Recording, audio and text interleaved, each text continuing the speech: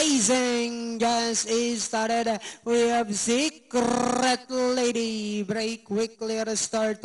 Running by the rail. Gintong Biyaya moving up on the outside. Maimpok. Henry Sugar comes next. Reyes Gold. Locos Friday. Now the outside comes New Golden City. Then followed by Blue Chic. Premier Edition comes next. Cambro. Then followed over by Royal Family. While live in Manila is the early trailer, and as they swing down the back, we have Secret Lady by about 3 lengths, and in second is Maimpok. Henry Sugar now moving up to take third.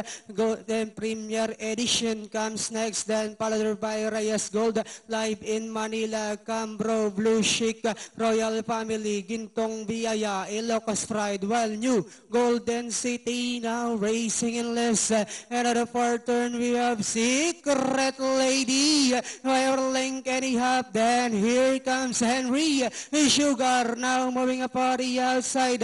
Maimpok comes next. Live in Manila now coming closer in third.